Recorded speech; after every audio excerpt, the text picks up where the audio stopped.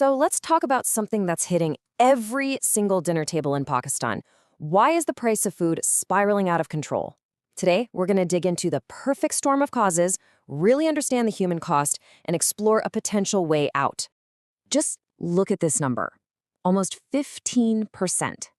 In the span of just 1 year, that's how much the cost of food in Pakistan shot up. And let's be clear, this isn't some minor price hike.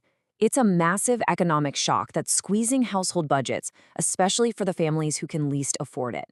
And this quote from Kalka Iqbal really puts the human cost in sharp focus. We're not just talking about numbers on a spreadsheet. When the price of essentials like milk or fresh fruit just spikes, it forces families into these impossible choices. It turns a healthy, nutritious diet from a basic need into an unaffordable luxury. So let's start by digging into that first major consequence, the human cost. This is about a rising price on life itself. Now, think about this for a second. A staggering 68% of Pakistan's population couldn't afford a healthy diet before this all happened. So what happens now?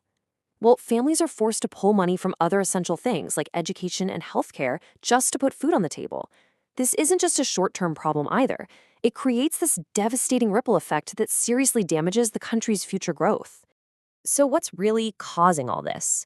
Well, as we're about to see when we look at the anatomy of this inflation, it's not just one single thing.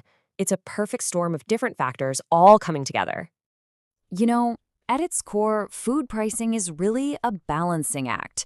You've got supply on one side, that's how much food is available, and demand on the other, how much people need. In Pakistan, that scale is dangerously out of balance, with major problems on both sides of the equation. Okay, let's start with what's squeezing the supply. For one thing, agricultural productivity is kind of stagnant, while the costs to produce food are high.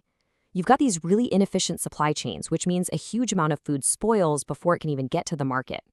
Then you add in hoarding and devastating climate shocks like floods and droughts, and you have a system that's just cracking under the strain.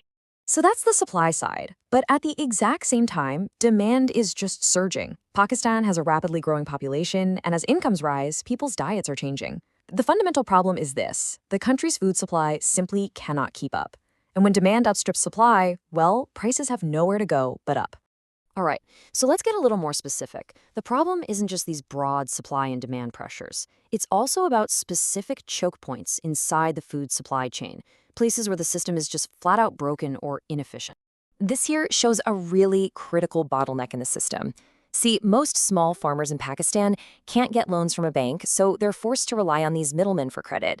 But that credit comes with a huge catch. The farmer has to sell their entire harvest back to that same middleman, who, of course, buys it for a low price and then sells it for a high one. It's a system that traps farmers in debt and inflates prices for everybody else. And this is a classic case of good intentions having some, well, unintended consequences. The government set price caps on milk, hoping to make it more affordable for everyone. But what actually happened? Farmers had no incentive to invest in better quality, middlemen still found ways to make a profit, and consumers were left with a tough choice: either pay more for good milk somewhere else, or buy poor quality products at the official price. Okay, so the problems are obviously complex, right? But the good news is there is a path forward.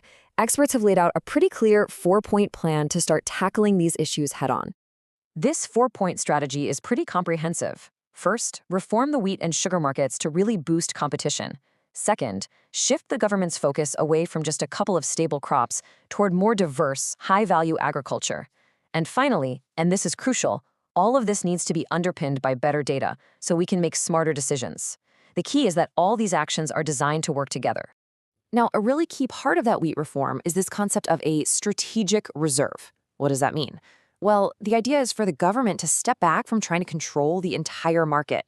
Instead, it would hold a smaller stock of wheat to be used only in real emergencies, kind of like an insurance policy. This would let the private sector handle the day-to-day buying and selling, making the whole market much more efficient. But here's the thing: market fixes alone are not enough. The final piece of the puzzle is about building long-term resilience and creating a system that goes beyond just market efficiency. Because ultimately, it all comes back to this one simple truth: economic reforms are just a tool. The real goal is the well-being of the people. A more efficient market has to go hand in hand with direct support for those who are struggling the most.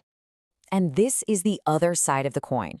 Instead of spending billions trying to artificially control prices for absolutely everyone, it's often way more effective to directly support low-income families through social safety nets.